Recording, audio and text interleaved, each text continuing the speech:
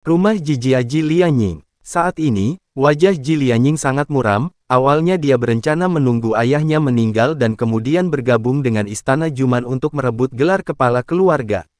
Tapi sekarang sepertinya lelaki tua itu tidak akan segera mati, dan rencana Ji Lianying akan berubah. Ayah, kita harus mencari cara.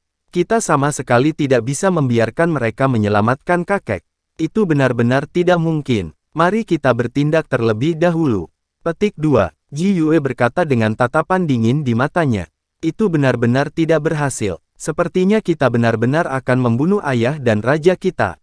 Kamu harus segera menghubungi Istana Jumi dan meminta mereka berangkat ke kota Huanglan sekarang. Untuk mencegah pamanmu menyerang kami terlebih dahulu, kami harus mengambil tindakan pencegahan. Ji Lianying tahu bahwa setelah kejadian hari ini, kemungkinan besar kakak tertuanya akan melakukan sesuatu padanya. Tangan di atas. Bagaimanapun, pembunuhan ayah adalah hal yang paling memalukan dan paling tidak dapat diterima oleh tentara Cui Lian. Meskipun Ji Lianjun tidak mengatakan apapun hari ini, Ji Lianying tahu bahwa hanya masalah waktu sebelum kakak tertuanya menyerangnya, dan dia harus bersiap terlebih dahulu. Oke, aku akan segera memberitahu Julian dan membiarkan mereka berangkat. Ji Yue mengangguk. Tepat ketika Ji Yue hendak pergi, dia menemukan saudara perempuannya Ji Meizhen masuk. Dia menunduk dan mengalami luka di tubuhnya. Ada apa denganmu? Ji Yue mengerutkan kening dan bertanya. Kenapa kamu tidak membiarkan perempuan jalang Ji Meiyan itu memukulmu? Cepat atau lambat aku akan membalas dendam. Ji Meizhen mengertakkan gigi dan berkata, Nak, kamu bukan tandingan Ji Meiyan, kenapa kamu selalu memprovokasi dia? Melihat luka di tubuh Ji Meizhen, Ji Lianying berkata dengan sedih. Aku akan mengalahkan Ji Meizhen, tapi salah satu dari mereka mencambuknya. Itu sangat kuat bahkan pedang roh iblis pun ketakutan ketika melihat cambuk itu. Petik 2. Jika bukan karena cambuk ini, maka Ji Meiyan pasti sudah dikalahkan olehku, kata Ji Meizhen sangat tidak yakin. Apa? Kamu mengambil pedang roh iblis? Di mana pedangnya sekarang? Ji Lianying kaget dan berkata. Melihat ini, Ji Meizhen menundukkan kepalanya sedikit dan berbisik, pedang itu dihancurkan, dan roh iblis di pedang itu juga dibunuh oleh seorang pria. Kamu terlalu lancang. Siapa yang memintamu untuk mengambil pedang roh iblis? Jika pamanmu mengetahui hal ini, kami akan mati. Ji Lianying meraung, terlihat sangat gugup. Ji Meizhen dimarahi hingga dia tidak berani mengangkat kepalanya. Ayah, meskipun pamanku mengetahuinya, apa yang bisa dia lakukan? Hal terburuk yang bisa dia lakukan adalah putus dengannya, dan cepat atau lambat dia akan putus. Ji Yue berkata dengan wajah tidak yakin. Kami belum siap sekarang. Jika kami putus sekarang, kami tidak akan punya peluang untuk menang. Ji Lianying menghela nafas, tapi tiba-tiba teringat sesuatu, menatap Ji Meizhen dan berkata, kamu mengatakan bahwa setelah Ji Meiyan tiba-tiba memegang cambuk, pedang roh iblis menjadi ketakutan dan berbalik dan lari. Meiyan mencambuk cambuknya, pedang roh iblis jatuh ke tanah, dan roh iblis juga jatuh ke tanah. Melarikan diri, Seng Meizhen mengangguk dan berkata, cambuk bisa membuat pedang iblis begitu menakutkan. Mungkinkah? Ji Lianying sedikit mengernyit, sepertinya sedang memikirkan sesuatu. Tiba-tiba mata Ji Lianying berbinar, sulit. Ayah, apa cambuk ajaib itu? Ji Yue bertanya dengan rasa ingin tahu.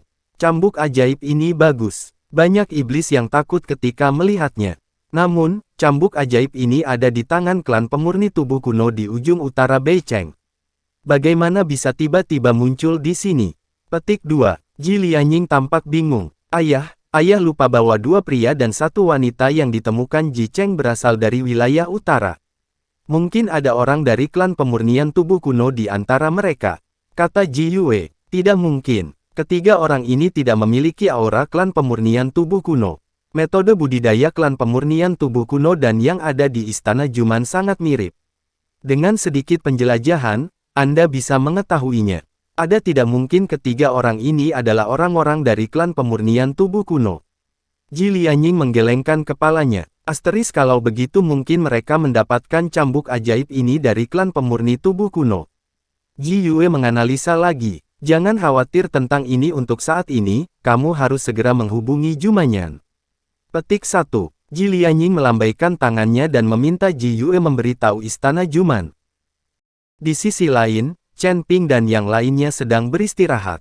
Burung Phoenix api telah menunggangi Chen Ping, Tuan, biarkan saya menenangkan Anda.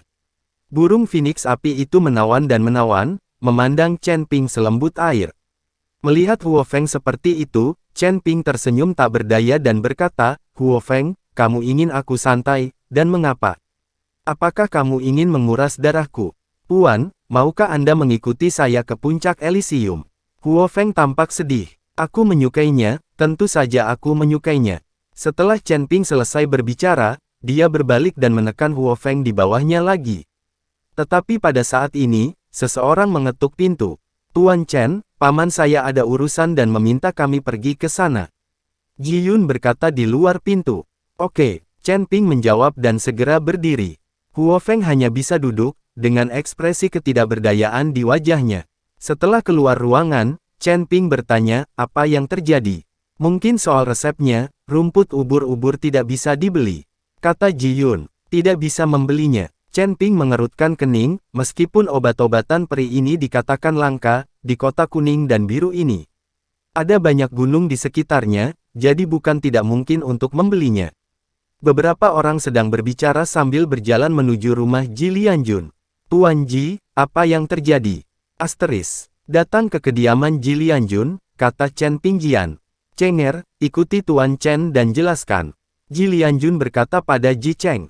Tuan Chen, ada beberapa jenis rumput ubur-ubur yang bisa Anda beli untuk obat yang Anda resepkan, tetapi ada beberapa jenis rumput ubur-ubur yang tidak bisa Anda beli.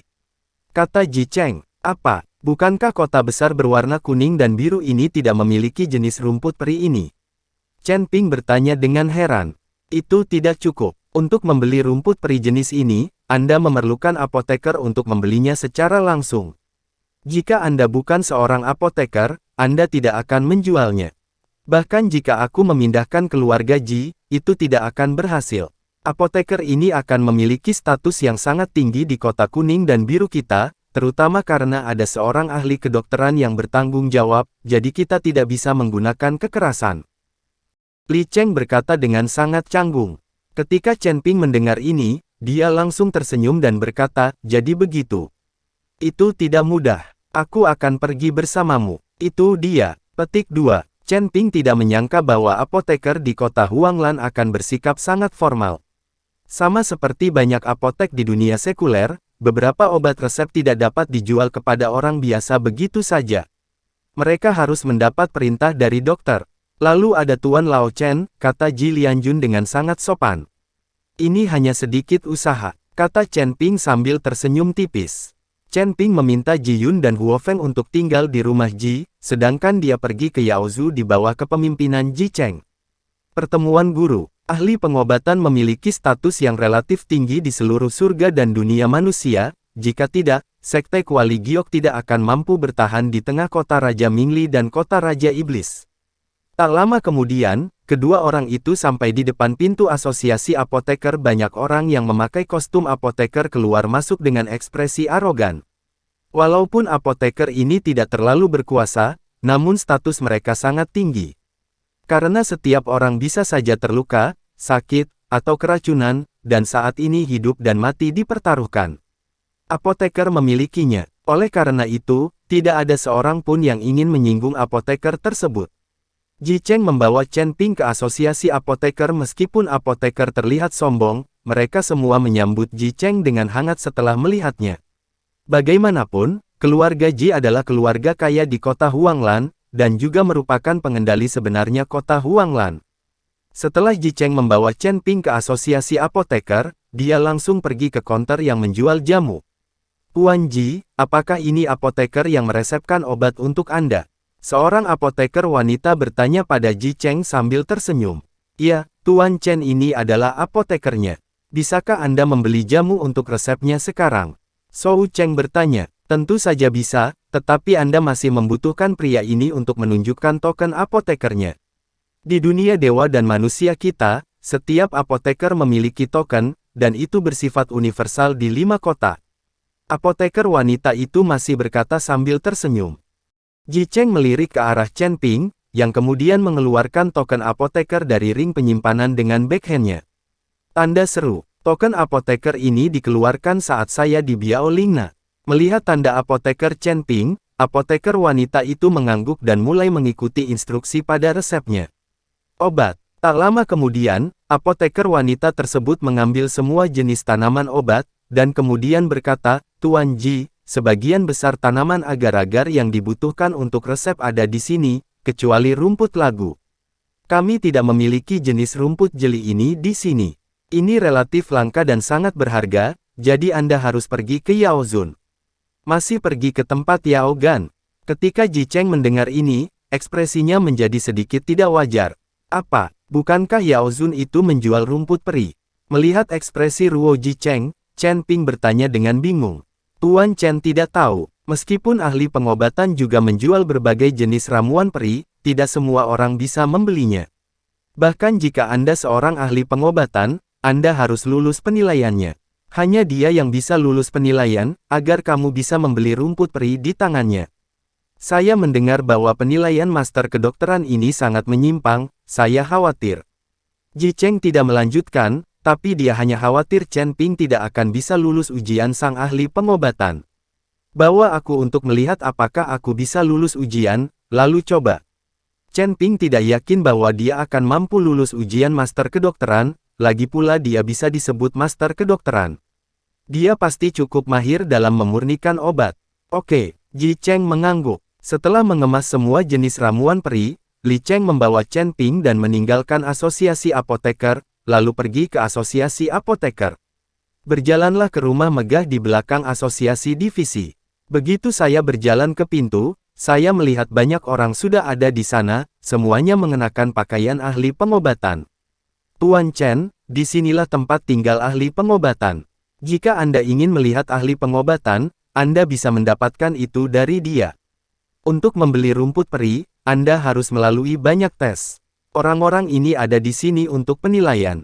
Jika mereka bisa bertemu dengan ahli pengobatan, itu sudah cukup di dunia ahli pengobatan. Itu meledak. Petik 2. Ji Cheng memperkenalkan. Chen Ping melihat bahwa orang-orang yang datang ke sini untuk penilaian semuanya adalah apoteker tua, lagi pula, mereka tidak memiliki banyak pengalaman sebagai apoteker, jadi mereka tidak berani datang ke sini untuk penilaian. Kalau begitu ayo masuk dan melihat, kata Chen Ping dan berjalan menuju rumah Yaozun. Hei, apa yang kamu lakukan? Apa kamu tidak melihat begitu banyak orang? Berhenti berkerumun. Kamu masih kecil, apa yang kamu lakukan di sini? Apakah kamu ingin mengikuti tes? Ini penilaian Yaozun. Ini bukan lelucon. Sebaiknya kamu segera pergi. Banyak apoteker yang mengejek Chen Ping. Lagi pula, Chen Ping masih terlalu muda. Bahkan jika dia memiliki keterampilan alkimia atau medis, dia tidak akan terlalu mahir. Ini adalah apoteker yang diundang oleh keluarga Ji kami. Siapa bilang Anda tidak bisa mengikuti penilaian tabib jika kamu masih muda? Ji Cheng melangkah maju dan berkata. Ketika semua apoteker melihat bahwa itu adalah Ji Cheng, mereka semua berhenti bicara. Wajah keluarga Ji masih perlu diberikan.